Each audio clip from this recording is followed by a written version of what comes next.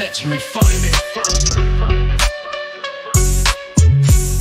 Let's refine it further.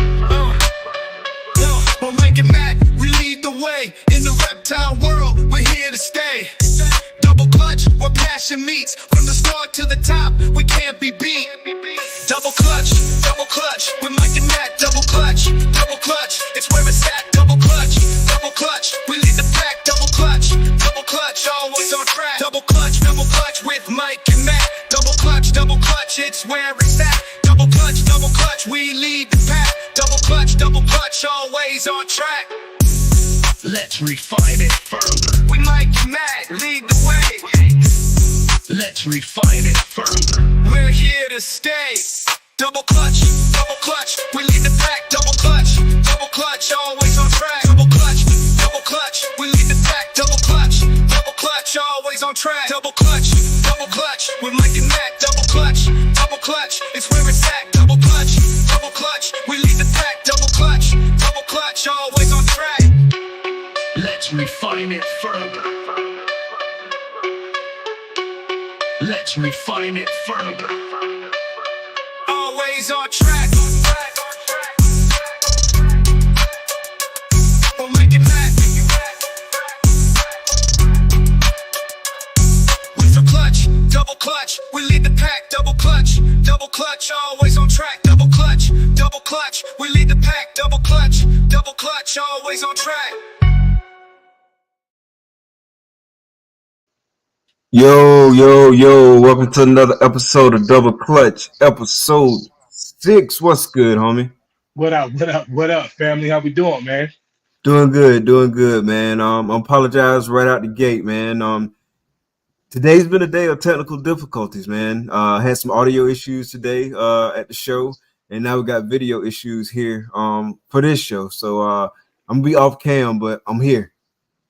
Yeah, man. We talking to the HC logo today, so it's all good though. It's all good. It's all good. And I see y'all, man. I appreciate y'all being in the chat, man. Thank y'all for coming out tonight. Yeah, for sure. So you at the show right now. How was it today? How many interviews and stuff was you doing today? How was it out there in general? Was it a good turnout? First show, you know what I'm saying? Shout out to Bob for putting it on for sure. But how was it today as far as the Saturday showing goes? Yeah, big shout out to Bob, man. They really did a really good job, you know what I'm saying, putting that together. It was a nice venue. It was organized. It was vendor friendly.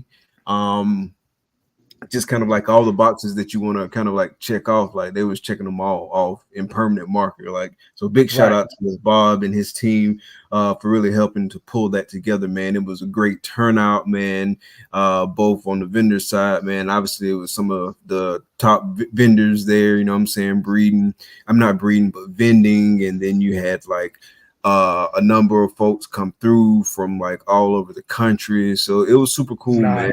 Lots of folks through the door. Everybody had like good things to say, man. Real positive, upbeat vibe, man. It was just a good time, man. That's what's up, man. So you always like to hear that good stuff happen to good people. So I know he was. I think it was. He did a show with Courtney from Leviathan a few weeks ago because I was listening to it while I was cleaning the rat room. I listened to the replay, so I don't know when the actual show was. So I know it was a few weeks ago though when I listened to it. So it might have been a month ago when I was doing it, and he was talking about the show and all the stresses that it is of putting it together and everything he's worried about as far as being able to, because like you said, it was very vendor friendly, and so I know. I mean, with all his experience in vending, I was. It's exciting to hear that he was taking care of the vendors right off the top, and that it was, you know what I'm saying, it made it worthwhile for the vendors to come up, because there's nothing worse from experience of being in the show when I've been to shows where the person putting on the show had a booth right at the doorway and just caught everybody coming in and put all the rest of, so it wasn't vendor friendly at all. You know what I mean? So it made it awful for the vendors. And as a promoter, it's good to hear that he did good for today. And yeah, you know what I'm saying? Hopefully that success continues into tomorrow. Yeah, facts, man. Definitely looking forward to tomorrow. Had several interviews today. Got to chop it up with Got to chop it up with Justin on the interview. Nicole, Troy, Troy from Balls and Strikes. We was actually Okay. Location wise, was actually right next to Troy from Best Dress Balls. So you know what I'm saying. I had Okay. Yeah. Troy on either side of me for one point there. Yeah. So that was a good time, man. Met some people who I had only seen on online and stuff like that, like in the groups and stuff like that. So it was a real good experience, man. Nice. Definitely looking forward to tomorrow. I got some dope interviews lined up tomorrow. Hopefully we don't have some of the audio issues. And the second day, if the experience in Daytona is any kind of indicator, the second day should be a lot smoother. You know what I'm saying? Because everything's basically set up. It's just plug and play equipment wise tomorrow. And then, man, we'll wrap it up. But yeah, definitely looking forward to tomorrow's show. That's what's up, man. If you already know about it or heard about it, Southeast Reptile Show. You know, we live there tomorrow morning, all day, right? You live all day, right? Yeah, I'm gonna go live like shortly after 12, probably. Okay. Yeah. And then I'll be live till about 3:30, something like that. All right. So that's 12 o'clock Eastern time for you West Coasters like me. 9 o'clock our time. They'll already be open, you know, and running the show. So tune in. Great interviews going on, you know, and now with Bob being the ball python guy, I'm sure y'all saw, this is my last question about that, and we'll jump into this topic. But was the ball python display of animals, was it top tier level? Yeah, it was some nice stuff. I mean, you had your Canovas, Bob, Chris Hernan, Corey DeLong, Matt from KMB. Nice. And like you had a lot of heavy hitters out there, Rice Reptiles, like you had a lot of heavy hitters out there. So it's some really nice stuff out there for sure, man. And then like you had like your vendors like Red Line Shipping. Red Line Shipping was to our left actually. So like doing things, engaging with the folks that was there. On the other side of Troy, you had Keys them doing like their live podcast from it. You know what I'm saying? So you had like a good mixture of people doing like good things in the reptile industry, man. So love to see it. Nice. Now, I watched a little bit of Keys today too. Was Craig on there the whole time with him, or did Wiz hop on there with him as well? Did Wiz hop on there? Yeah. So Wiz wasn't at the show. Wiz didn't make it. Okay, gotcha. Yeah, okay. Yeah. So Craig was on there. I know a good bit. It was hard. I can't say I kept up with it like the full time because we was doing our thing like at the same time, so I couldn't really be looking over there. You know what I mean? But I did see Craig was over there for sure. Okay.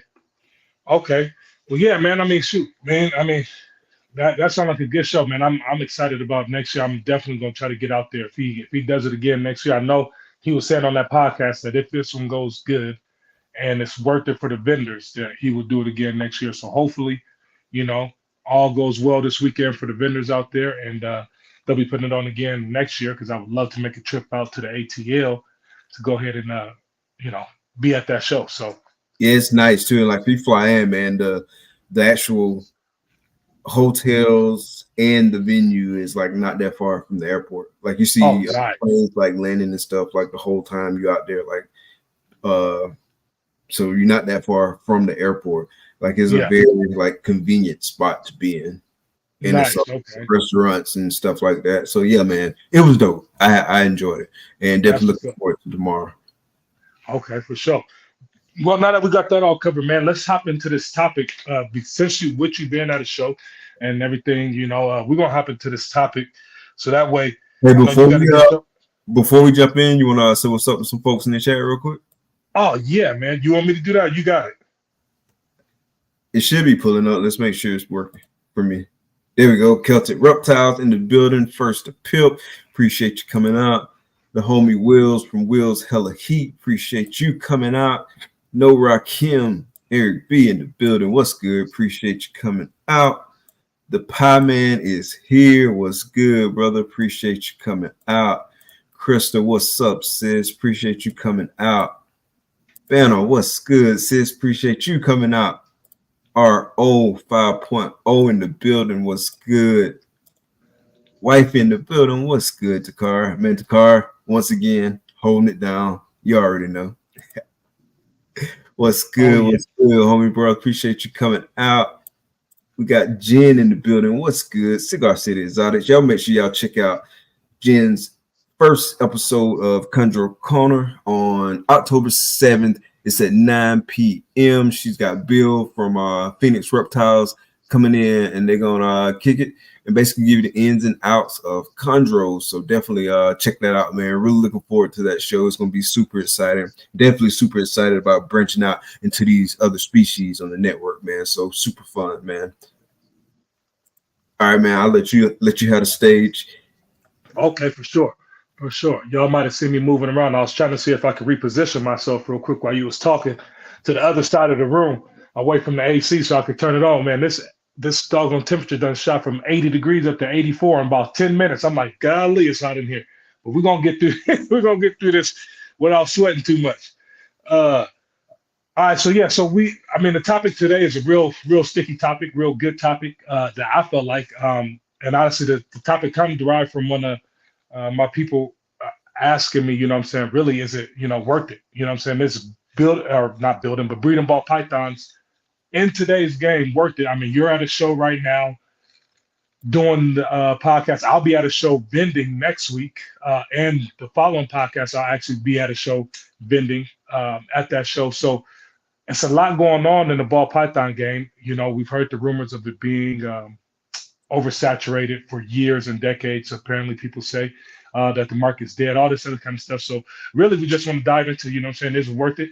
And should you breed ball pythons? Right now, 2024, said, what is it, September 14th? If you was coming into the game right now, should you do it? So I've got a few questions I'm going to ask you, man, and I'll get your answers, and then I'll kind of bounce off you with mine, and we'll see how this goes. So, being, why, when it comes to breeding, you started off with pets, right? You got pets first, or did you dive into this thing with just thinking you was going to breed?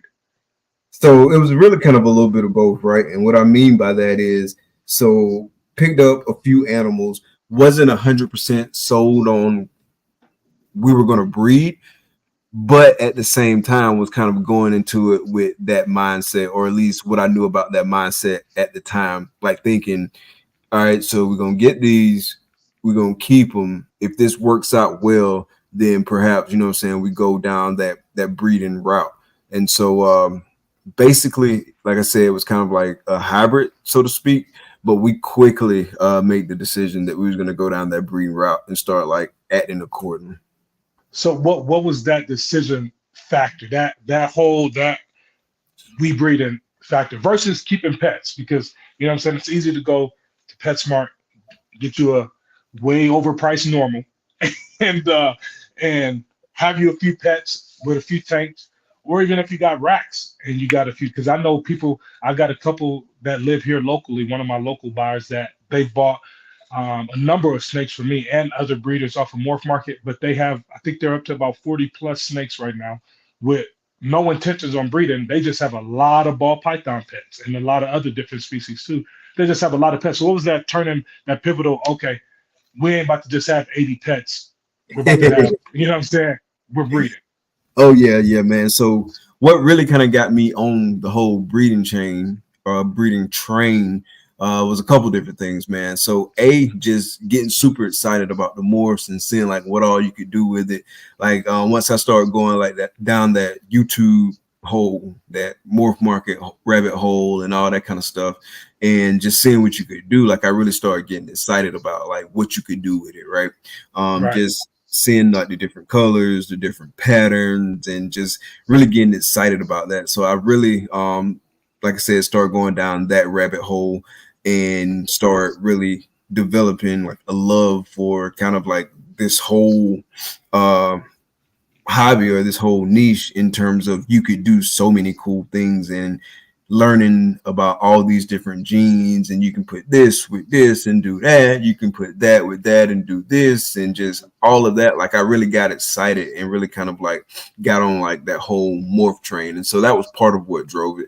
The other thing that drove it too is just kind of getting into the community, because like when we got in during COVID, and it was just, I mean, you remember how COVID was as far as people buying stuff, and it was just like everybody was just like like crazed with like new pickups and hey, I'm picking up this, I'm picking up that. Like everybody Right. just super excited, and like it was just like these big running jokes about picking up all these animals, this, that, and the third. And I really kind of like got into like kind of that whole mindset, that mentality of like just really, really like aggressively growing the collection. And so in doing so, and I've said this like several times, like in doing so, did start picking up a whole bunch of stuff and didn't really have a real plan for it, if you know what I mean.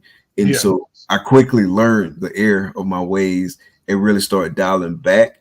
And dialing back in the sense of I was making more logical decisions about what I was picking up, because like I knew I needed a plan, start putting together a plan, really just wanted to focus on like specific things. And so like I changed the way I was picking up stuff. But yeah, man, getting in during that time, just kind of going down the Morph Madness rabbit hole, and then just really, I ain't gonna lie, man, a lot of jumping on the hype train.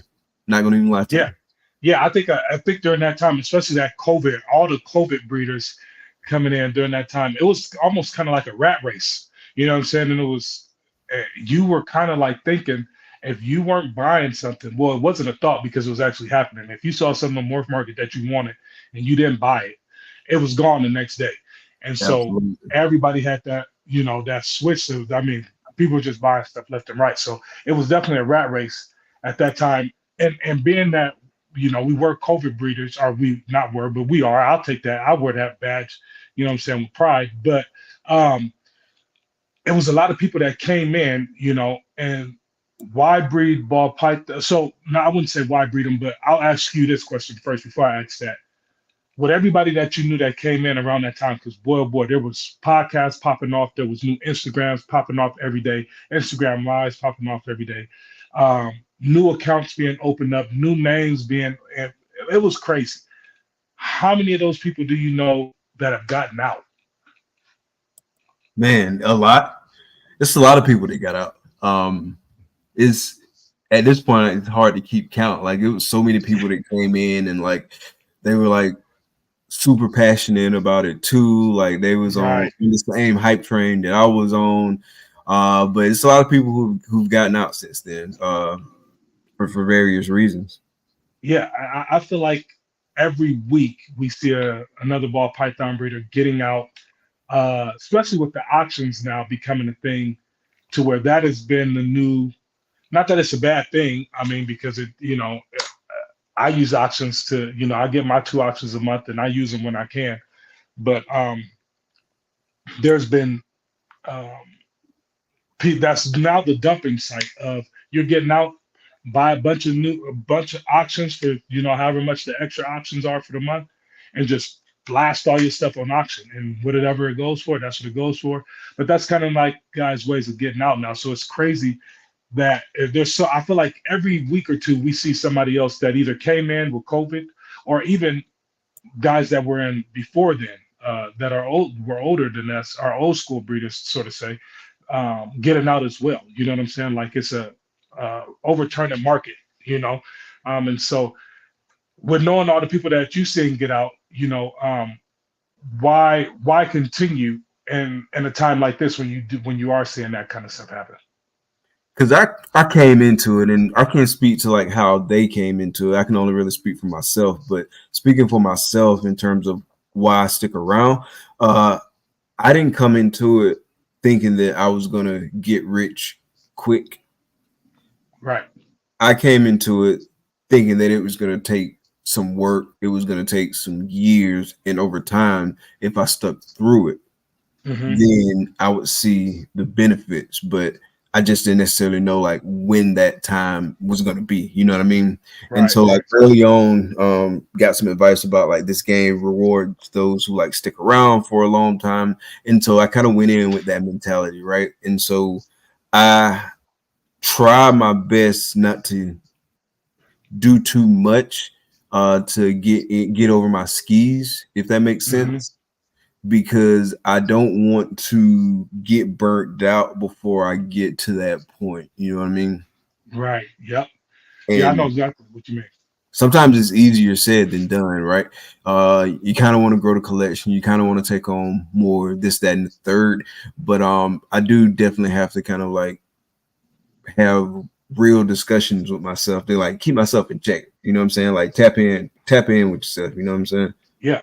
Yeah, I was even doing that honestly, no lie, this morning, because I've been thinking about because I got two 5540s. I've been thinking about okay, let me go ahead and buy five more 5540 levels and split it between the two, and you know what I'm saying, so I could stack up and make my racks higher. And I was listening to man, you did an interview. What is his name? Uh, Sorry, one of my snakes just farted, and it was pretty disgusting. It's pretty disgusting. Is it was it Newsome Reptiles? What's his name? Oh, Will Nessman. Nessman. Yeah, Will Ness. Yeah. So I actually Yeah, just shout out to the homie. watched that. Yeah, I watched that podcast this morning, that episode with him this morning. It was a fantastic episode, by the way. If you haven't watched it, go watch it. But he does say some really great stuff and give some really good pointers on sticking to your projects, not getting out of your projects before, you know what I'm saying, you see them just because you see the next thing happen, and not getting too overwhelmed in this thing, because like him, shoot, and like you, I work a full-time job as well. And I like you, I didn't come into this thing thinking that I was going to get rich within a year. Now I might have made my wife think that, which gave her the which gave her the will to get me to go ahead to just buy whatever I wanted to, because I'm like, hey, babe, if I'm buying this for this, just imagine in 2 years when I'm making it with a, you know what I'm saying? She wasn't realizing I was going to hold back everything that I made. So my year has, I mean, my plan has never been to make money really until year 5, 6, 7. Like that's the time frame that I put on myself to start making money from this hobby. First 5 years is just going to be making stuff to hold back. Um, and so, yeah, I think coming into it with a different mindset will definitely keep you from getting out, because I mean, there's been somebody getting out of this game, man, consistently now, and it sucks to see them go, uh, but it's happened. It's a part of it. So getting And onto the that's the ball. Oh, realistic go ahead. going. I don't want to get too far from what you just said because I think it was a great point. Um, your timeline, in Yeah. my opinion, is a realistic timeline for most people. Right. Uh, Right. like 5, 6 years. I'm not saying you're not gonna make any money along the way, but when you like Right. really start seeing that ROI, like you got several years under your belt. Obviously, like certain people have kind of like come in like with like big bucks and bought into like some really high end projects and really kind of like did the marketing right. Like Miguel's a great example. Hmm. Um, and really start seeing like that ROI a lot quicker than probably like your average person. But Right. I would argue that Miguel is an outlier, right? Right. In Oh terms yeah. of how people build themselves up in this industry. And so you can't really like look at an outlier and make like any kind of reasonable assessment on how it's going to be for like your average person. You know what I mean? Hmm. And Yep. so I think that's a great timeline, but it's just getting to that point. It's a grind to get to that point, but if you stick it through, it can be done. Oh yeah. Yeah. It is definitely a grind, which is, I mean, I part of the benefit with my situation, other than having you know, a regular, job, is that I do have all my other animals in here too. So the birthday party animals, man, I think over the last 2 years I've made substantially, I mean, I wouldn't say substantially more, but more consistent revenue flow from the birthday parties and events than I have from the snakes, because I can easily sell one, really nice snake and crush the revenue that I get on that, but it's been a consistent flow and keeping me active versus just sitting around waiting for one snake to sell here and there. And I think that's where a lot of people get lost at, is that they're just, it's that timeline and that wait, man, of just sometimes things don't move as fast as you want them to. You know what I Yeah, mean? absolutely. You got to have a side hustle in this game. Yeah, for sure. Oh yeah, Right, yeah, that can help. You know what I'm saying? Like it can help yes, a number of ways. And like for example, what you're doing, it's getting your name out there like crazy. You know what I'm right, saying? And and you touching kids too, right? yep, You getting to children like at a young age getting them like familiarized with reptiles and snakes and stuff like that. And so a lot of those kids likely not gonna grow up with like that same stigma that I know like that I grew up with, and like that a lot of people grew up with, in the sense that it's not like this, I don't know, like this evil animal, or just like whatever kind of crazy stigmas that be out there, you know what I'm saying, just because of like misperceptions of these animals, right? And so Right. that's another good thing. And so like there's ROI on that, just for the industry, just in general. And then again, you get your name out there, getting the brand out there. Like it's just so many pros to like just doing other things like outside of like just the breeding aspect. That's Oh why yeah. social media is like a good tool, and like hopping on people's podcasts, just all those kind of things to like really get your name out there, and so people will know you. I was talking with somebody today, and they had mentioned that they were about to like really like step up on their branding and stuff so they can get their name out there, because they plan to work with like some really high end stuff. And when they're producing that high end stuff, they want people to already know who they are, because one of the things that they don't want to happen is them produce something, it's a $10,000-$15,000 animal, and no one wants to buy it because they don't know who they are. And so Right. like smart move, like get your name out there. I mean, people hear this all the time, but I think we should continue to say it. Like definitely get your name out there. Don't wait till you got snakes or all that kind of stuff, or wait till you got babies, I should say. Definitely get your name out there like ASAP, pronto. Yep. Yeah, for sure, man. I think it's very important. I mean, and like uh, it, even in with the like I said, that couple that asked me the question like why breed or whatever, they bought their first two snakes from me. Like I said, they got over 40 some snakes easily, and that's just ball pythons. They got hog noses, they get all kinds of stuff. And so it's like crazy how many people you touch, not just doing the selling stuff, but you do the shows, the birthday parties and stuff. Like I feel like I done put not money just into our revenue into my pocket doing shows, but people that I've done shows for, they kids end up with a snake off of Morph Market, because I always tell them that just go on Morph Market. So somebody out there is reaping the benefits from Ebony and Ivory Reptiles birthday party. So so yeah, so it's all what I'm saying, it's all about putting back into the community, what I'm saying, and all that. So I did want to ask this on the ball python side, when it comes, so I asked you a few questions as far as personal revenue or watching people get out wide breeding. When it comes to risk and reward, as far as the ball pythons, the animals, what do you see are the greatest risk in breeding these animals? So you talking about like business risk, or you talking about like risk to the animals, or Uh, just kind of we could anything? talk about we could hit both points. And we just if we're talking about why breeding them, because we know that there's pros and cons to risk, or pros and cons to everything. So what would those risk factors be when it comes to breeding the male and the female or those animals?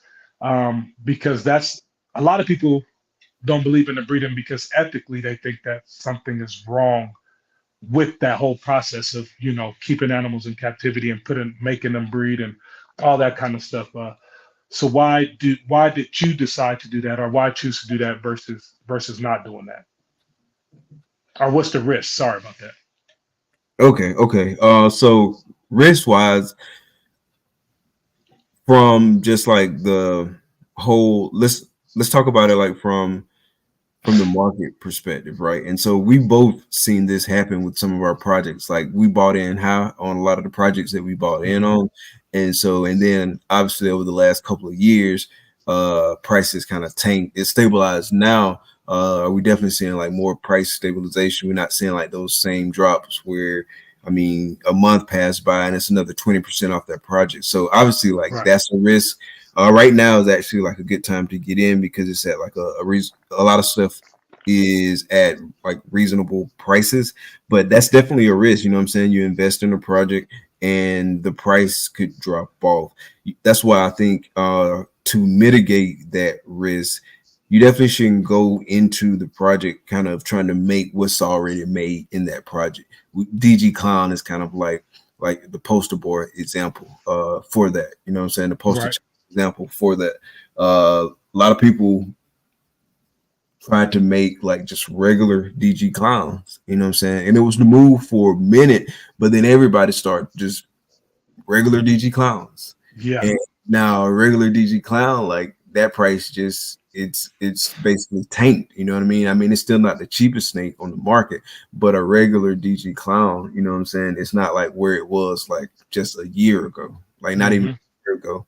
And so you definitely in terms of like mitigating that risk, I do think you should be trying to push that project forward, I think. And so I do think you should plan pairings accordingly. You know what I'm saying? Like it's okay to have to make building blocks for what you're doing, but don't let like just the DG clown like be your goal.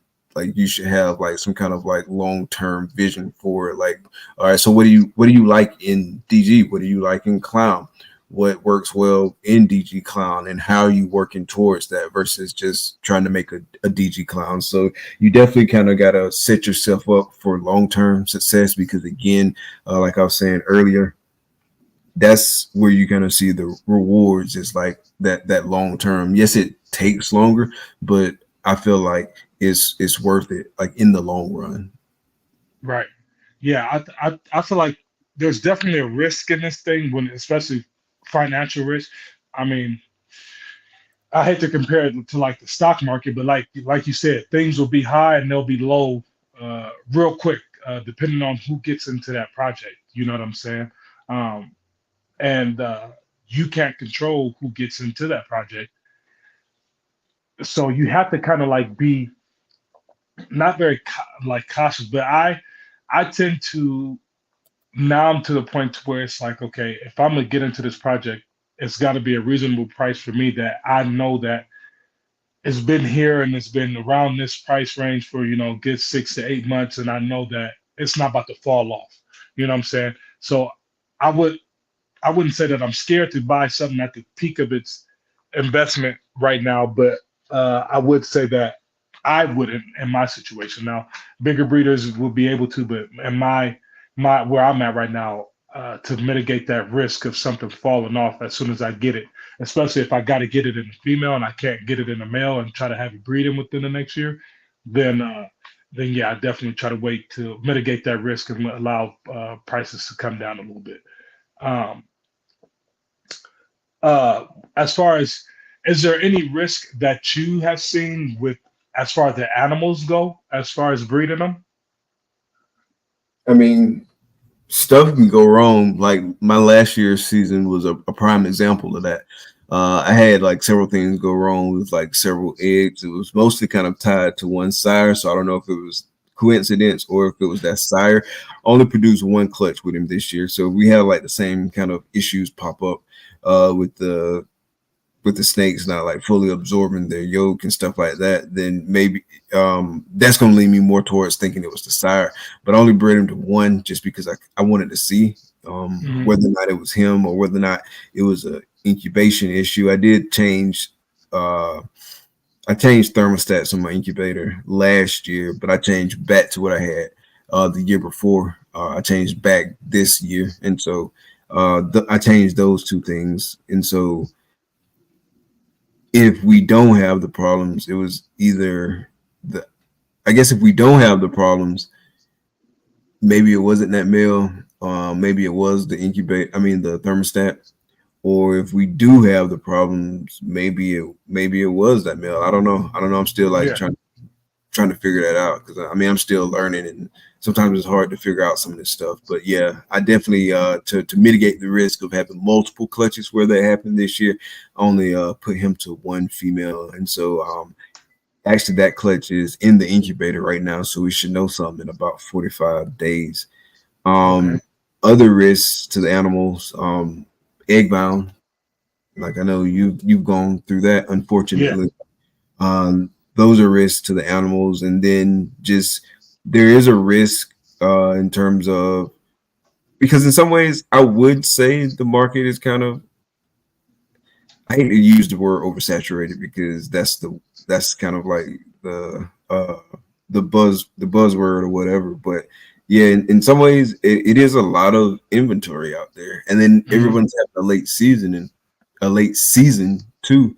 And so how many more animals are going to be on Morph Market like in the next month, 2 months? Right. And so that is a risk, and it kind of I wanted to wait until after the sponsor read to talk about like kind of my take on should you breed ball pythons. But I Okay. will say this for now. That's why I think that when you're breeding, you should definitely be breeding with a purpose, right? You shouldn't be just doing pairings just to do pairings. And everyone's purpose might be a little bit different because their business model might be set up a little bit different. And everything that I say tonight, like I'm gonna talk about it from like your business model perspective, just because like that's kind of like my vantage point. But different people's business model might be different, and so they might shoot for like different animals, like in different price ranges and stuff like that. But you should definitely have a purpose for breeding and not just breeding just for the sake of making more animals. Because I mean, there are a lot of ball pythons out there. Right. Okay. Well, shoot. With that, man, let's roll into this. Our sponsor videos and give our sponsors a shout out real quick with these fabulous commercials that we about to roll. Yes, sir. Yes, sir. Let's do it. We'll be right back after these messages. Experience the epitome of elegance and excellence with Reagan Renee Rural Pythons. Working projects like DG Krypton and DG Clown, you can place your bets on quality and let Reagan Renee be your winning hand. Expect innovation and unmatched customer service with every interaction. Elevate your collection with the finest quality ball pythons. Visit them on Instagram and Morph Market.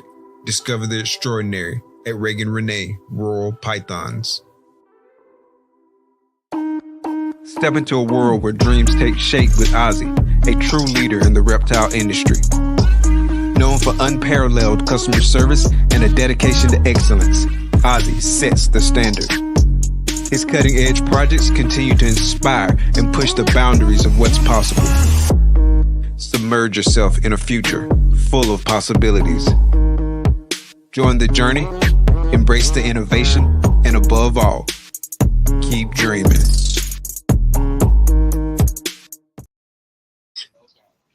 Big shout out to the sponsors. Yeah. Thank the sponsors, man. Reagan and Renee, Reptiles, Ozzy. Oh man, my iPad sound just came on the delay. I was listening to it. I was listening to it on my iPad. I got like that little 5-second delay or whatever. But yeah, man, no, big shout out to them, to the sponsors for coming through and doing what they do. So yeah, big shout out. So okay, so back into this. I just got a few more questions, man, because I know it's been a long day for you over there at the show. You've been on the live all day long. So so let me see, where was we at? You were saying something about the market. You're not wanting to say it's saturated, this, that, and the other, but when it comes to the whole question that, is it worth breeding ball pythons with as much as the inventory because everybody's having a late season. Honestly, I was ultrasounding some females this morning and found 3 females sitting at 30 millimeter follicles, and they ain't been paired in a month and a half. I had given up on these girls. I didn't think they was going to make it, but they shot from 16, 17 millimeters up to 30 millimeters within a month and a half. And so what is it, with everything that's about to hit the inventory on Morph Market and wherever else, economically, would it be smart for me financially to jump into this ball python game and start breeding? Yeah, so I say if you're investing in the right stuff, and everybody always says like if you're investing in the right stuff, and so kind of like the obvious question after that is like, well, what's the right stuff? You know what I mean? And so I do think that's going to be different for everybody, but like I would focus on things that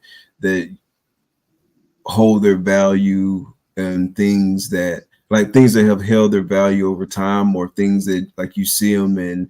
Like puzzle is a good one. I'm not in puzzle personally, but like you just see like kind of the variety of things you can do with puzzle, and like how cool and how eye-catching, because being eye-catching is super important too, in my opinion. How eye-catching a lot of those combos are. I will focus on like really quality things and just kind of like really think your pairings through. I mean, link up with folks, talk about stuff, like learn as much as you can about like those particular genes and what they do, and then like, but most importantly, really just think your pairings through, right? Because if you're making like a whole bunch of snakes because you just simply breeding just to be breeding, then it's obviously like a cost that comes with that, right?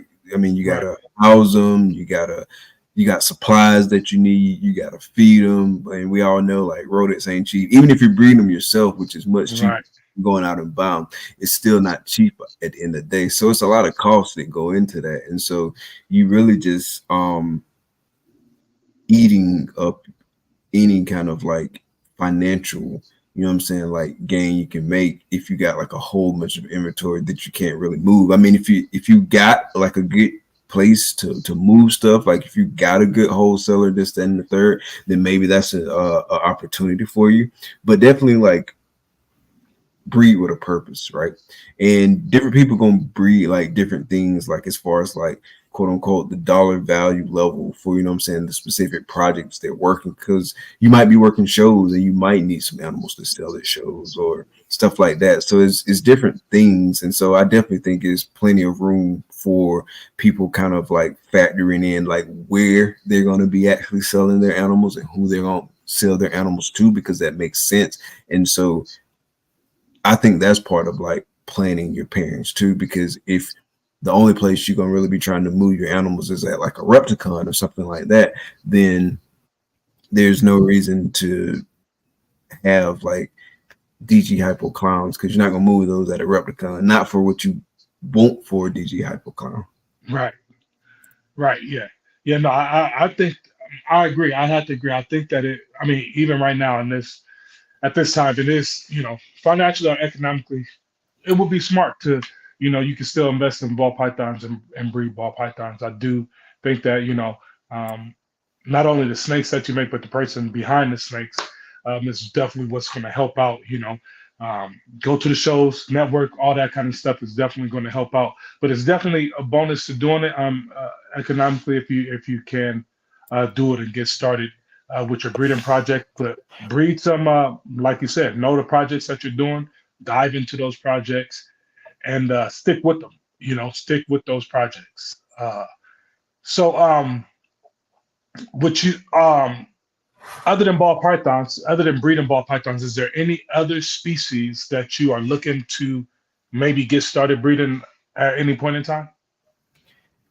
Not at this moment, outside of ball pythons and ASFs. Yeah. Not at this moment. Yeah, like I know my limits, and Yeah. so like, to take on like another breeding species, that's not really in the cards for me right now. Okay.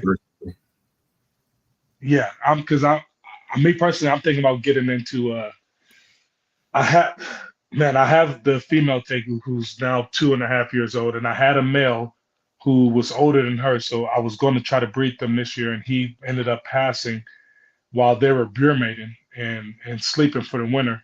He didn't wake up. We went in the closet to check on him, and he was, we lost him. So I've been thinking about getting a male, another male, and then maybe doing one run at it and see how it goes.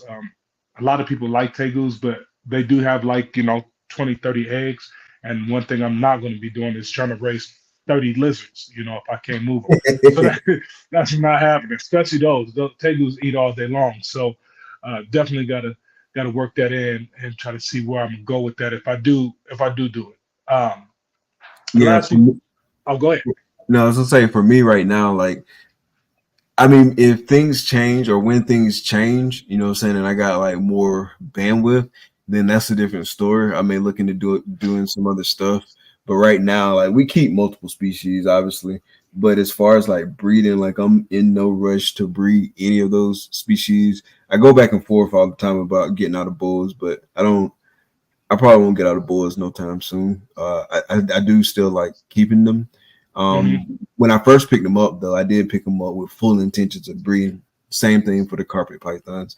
But like I said, for right now, I'm gonna just focus on ball pythons as far as the breeding. I mean, I'm still learning stuff about like breeding ball pythons and kind of like best practices and just all that kind of stuff. Like I'm still like tweaking stuff, and I probably always kind of be in like some mode of like tweaking stuff, just really continuing to refine it further.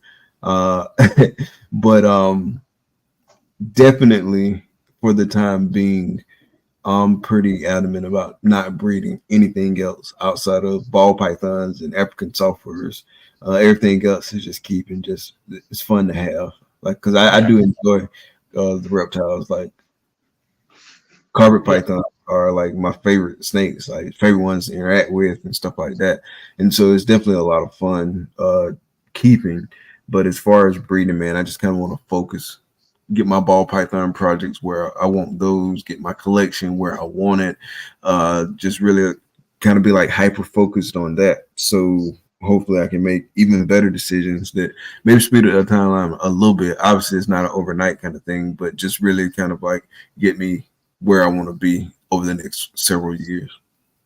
Right. Yeah. I'm kind of the same way. I mean, like I said, I do want to do the tegus because I love lizards. I have a passion for lizards. I would do the Cayman lizard that I have if if they were able to. I mean, I think only a few zoos have ever bred them in the states. So Oh, really? it yeah, it really just doesn't work out here in the states. So most of them are farm bred over in South America or whatever, and they're just imported up here. Um, so it's only been a few zoos to be able to do it, and so I'm definitely not going to even attempt to do it because I'm sure I wouldn't be able to do it if the zoos can't do it. So uh, I'll right now just stick to the ball pythons, and maybe I'll get another tegu and do a tegu pairing here soon within a year and a half, 2 years or whatever. And we'll see how that goes. Because I know there's a lot of people. I mean, I know even just seeing the comments, I know Jeremy from Bots Exotics. I know he does like the what kind of iguanas does he do? The pie petinatas. He does those though, and then he does the rhino iguanas because I love rhino iguanas, and I've thought about getting one, but those things are huge too, and they need a lot of space. So I just can't have. Pretty soon, I'm only be able to have 3 lizards, and they're gonna take up the whole ball python room. So I can't have that, you know. But yeah, so if anything else I ever do, it'll probably be the tegus if I was to breed anything. So man, I think I got one or two more questions for you. So, with the new hobbyists coming in, we've been just going over whether or not breeding ball pythons and stuff is worth it at the end. So, if I'm a new hobbyist coming in, if you got any advice to share with me, or what you would say to me as a new hobbyist coming in, if I'm like, hey, Mike, I've been thinking about breeding ball pythons. Is this something I should try to do right now? What's going to be your spiel to me as a new breeder or a new hobbyist?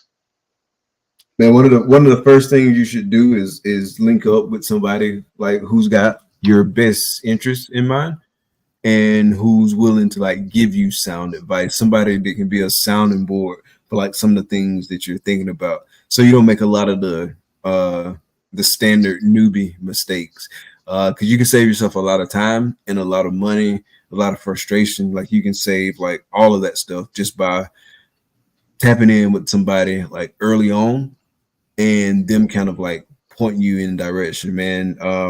Not to like self-promote, but listen to podcasts and stuff, and not just like this podcast or not just any podcast on the Herp Collectors Network, but other podcasts as well. Like for sure, it's a lot of good information, a lot of good people coming on these podcasts and like really dropping like some gems. That's been super helpful for me, just to be able to sit in on those interviews and talk to people and like get those gems and hear stuff and learn stuff. Tap into some Patreons, stuff like that, Yeah. but just like really kind of invest heavily in the educational component, whether that's investing in like with money, you know what I'm saying, and like getting in some of those Patreons, or investing your time, right? Your time resources, and spending time with people, talking to people, and just learning stuff. Because if you can learn a lot of that stuff before you make those mistakes, man, you're just that much better off for it. Right. Yeah. That's some good advice, man. I'll probably say a lot of the same things, and And the main thing that I would harp on is probably like how we said in the beginning and talking about how people came in and they did not stick around. You know, I would definitely tell somebody if they are coming in, yes. I mean, overall, should you breed ball pythons? Yes. My answer is going to be yes. But if Yeah, you're going to do it, your plan needs to be a 6, 7, 8 year plan, not a 3 year plan. And don't tell me you plan on making 75,000 in 3 years.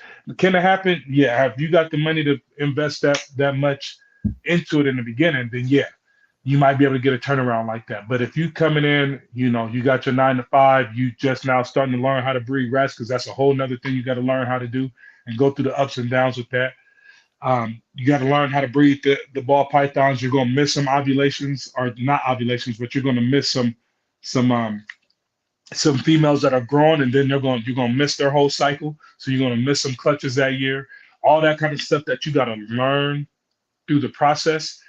Give yourself 6, 7 years, man, before you really decide, okay, this is when I'm now expecting to see a big profit out of it. I mean, that's what I get myself. It allows yourself to have some grace, allows you to not, it takes the pressure off you. You know what I'm saying? It takes the pressure off.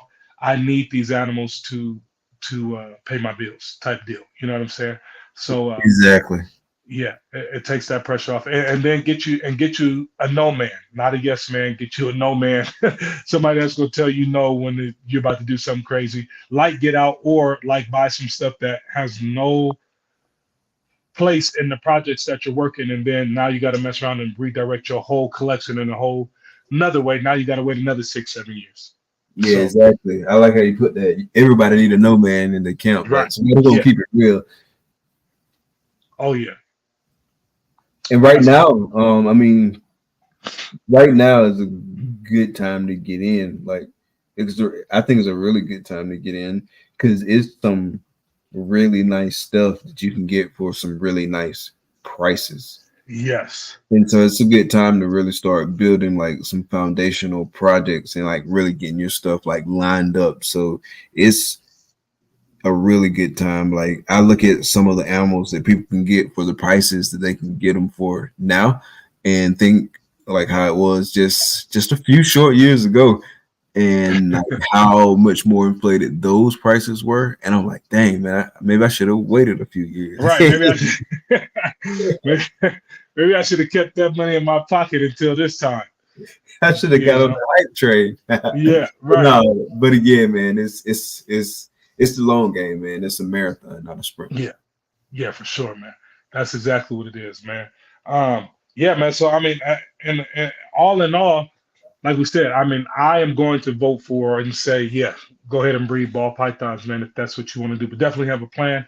Definitely get yourself a no man. Definitely understand the risk and the rewards, not only financially and economically, but also with the animals and things that can go wrong, like you talked about as far as the egg bound stuff and things like that happening. Losing clutches, incubator malfunctions, all kinds of stuff that could happen in this process. So there are lots of risks, but there's definitely a great reward to it. Nothing like opening up a tub to some fresh babies, seeing them have their first shed, especially their first meal. Especially, you got a clutch of 7 babies and you go 7 for 7 on the first meal and they all take. Oh, that's amazing. There's no greater feeling. Um, or even like I'm in a situation right now to where I have a female that I made and raised up, and she's going to give me a clutch of eggs this year. That'd be the first time this has happened in our camp. And so there's great feelings that come with this, man. Great rewards. You just got to stick to it. Stick to the process. Stick to the grind, and stay at it, man. I think all in all, it's a great hobby to be in and a great place to be. And get to meet cool people. I'm mad I'm not at the Southeast Reptile Show with all y'all having fun, but man, hopefully I'll be at the one next year. Yeah, absolutely, man. I agree with that 100%, man. And if I wasn't clear, I will be clear now. Like, my answer on whether you should breed ball pythons is emphatically yes. Just for all those reasons that you said, and just do it smartly, man. And at the end of the day,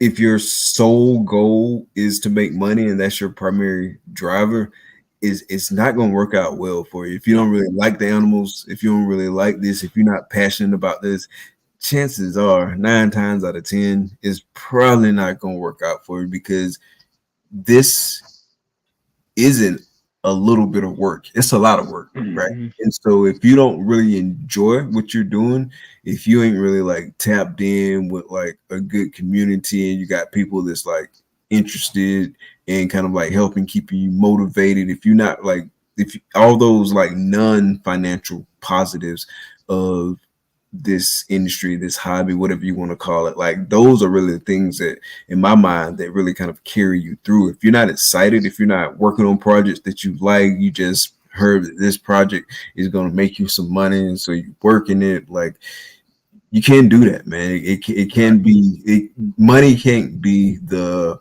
primary driver. It can't be the main thing, right? It's got to be something different, because it's going to be a time in a lot of cases where the money's not there. And then so if the money's not there and money's your main thing, is your main motivator, then what's going to push you through those tough times? You know what I mean? If you ain't got good people in your camp, good people in your corner, like it's harder to get through those tough times, because it's going to be some tough times. Like we both know it's going to be some tough times, and you're going to get some gut punches, and then you're going to be tired. You might not necessarily feel like it. Like, it's a lot of things that come along with this along the way, where you got to have like a real want to do that stuff. And so you definitely got to have it in you. It's not easy. Oh yeah, no, definitely got to have that want to do it, man. Because I'm telling you, I don't think I went to bed the other night on Wednesday till like 11 and had to wake up at 3 to do the rats. Oh my gosh, so you got to want it, man, because that whole day, boy, I was sleepy, dog tired at work, but I can't let the rats just be without. You know what I'm saying? I can't do that. So oh yeah, man. So I get it for sure. Is there anything else, man, you got that you want to put out? Man, other than, I do want to say before we get off of here, man, the Patreon has kicked off. We've been on since for the 2 weeks now, and we got a few members in there, and we having a lot of fun in there. It was great meeting new people in there already and build networks and relationships and things like that, man. And man, we having a blast. It's been fun. It's kept me on my grind.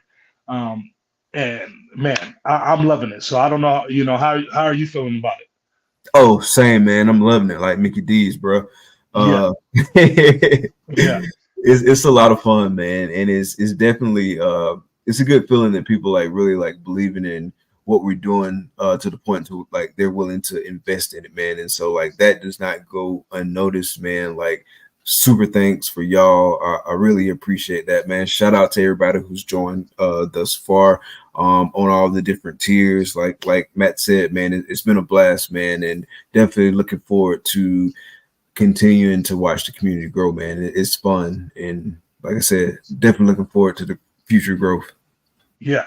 And if you need that no, man, go ahead and jump into that group, because we definitely got some people in there that's going to tell you no when you about to do something crazy. And we thinking about doing something crazy. We're going to tell you no, man. And we're going to iron sharpens iron. And, man, we just want the best for everybody, man. And for everybody's projects to flourish and for your businesses to flourish along with our own. So, yeah, man. So you want to be a part of the Patreon family, come on, jump in, man. Hey, real quick, this is totally like off the rails. So this Angel Hole, like I saw this exact comment from this exact same person this past Thursday on Clutch Conversations when we had Kyle on there. I think this is like some spam off topic. Ashanti or Alicia Keys, who is more beautiful? Hard. So both of them gotta be. Yeah, both of them beautiful. I wanted to marry both of them growing up, but yeah, that's got to be some spam. Yeah, it's got to be some spam, man. It's like word for word. But yeah, we team Rihanna over here though.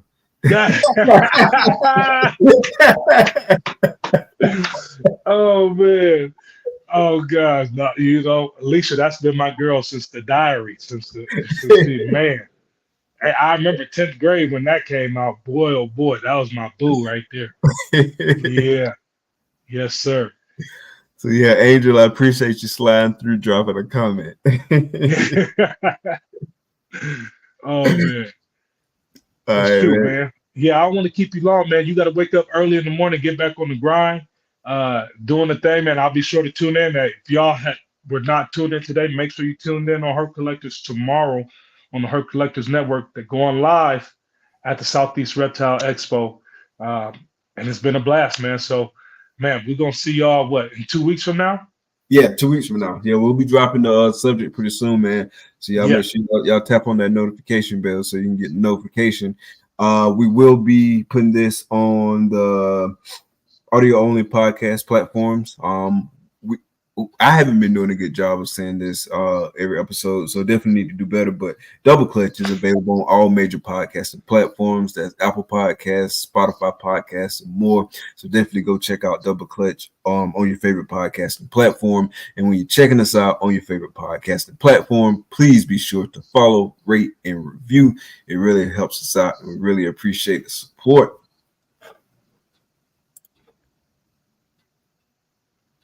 I was saying something. Ashanti. Oh.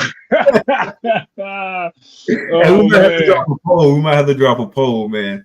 Yeah, we might have to. You know what? Next show, we might have. You know what? This is what we'll do. Send in the top fives, male for the females and males, whatever your preference. Send in your top five celeb crushes. We're gonna do a poll on them for the next podcast show, and we're gonna see where everybody rank in at, man. We're gonna see. This ought to be fun. Yeah, that'll be fun. Hit us in the DMs. Yeah, for sure. All right, but yeah, man, it's been a blast, man. Appreciate you hopping on again, man. I apologize for whatever's going on with the video. That's what happens, man. Good. Yeah, things happen, but hey, the show must go on. Yeah, must continue, man. So it's all good, man. We'll definitely catch you in 2 weeks, man. Well, you know what I'm saying? We'll chop it up this weekend for sure. But we'll definitely catch y'all, man. Thank y'all for being here with us in the comments, riding with us for the last hour, man. We appreciate y'all love and support. Everybody dropping comments, man. If y'all at the show, continue to have fun at the show. Don't buy too much, but buy enough for sure. And man, we'll see all y'all when we see you, man, for sure. Yes, sir. It's been a blast. It's been a blast. For Double Clutch, I'm Mike. That's the homie Matt. Thank y'all for coming out. Be blessed. Peace. Peace out. With Mike and Matt, we lead the way. In the reptile world, we're here to stay. Double clutch with passion meets. From the start to the top, you can't be beat. Double clutch, with Mike and Matt. Double clutch, it's where it's at. Double clutch, we lead the pack. Double clutch, always on track. With Mike and Matt, we lead the way. In the reptile world, we're here to stay. Double clutch, where passion meets. From the start to the top, we can't be beat. Double clutch, with Mike and Matt. Double clutch, it's where it's at. Double clutch, we lead the pack. Double clutch, always on track.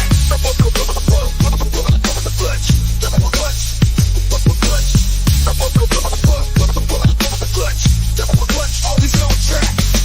With Mike and Matt, we lead the way. In the reptile world, we're here to stay. Double clutch, where passion meets. From the start to the top, we can't be beat. Double clutch, with Mike and Matt. Double clutch, it's where it's at. Double clutch, we lead the pack. Double clutch, always on track. Always on track. Always on track. With Mike and Matt, we lead the way. In the reptile world, we're here to stay. Double clutch, where passion meets. From the start to the top, we can't be beat. Double clutch, with Mike and Matt. Double clutch, it's where it's at. Double clutch, we lead the pack. Double clutch, always on track. With Mike and Matt, we lead the way. In the reptile world, we're here to stay. Double clutch, where passion meets. From the start to the top, we can't be beat. Double clutch, with Mike and Matt. Double clutch, it's where it's at. Double clutch, we lead the pack. Double clutch, always on track. Double clutch, with Mike and Matt. Double clutch, it's where it's at. Double clutch,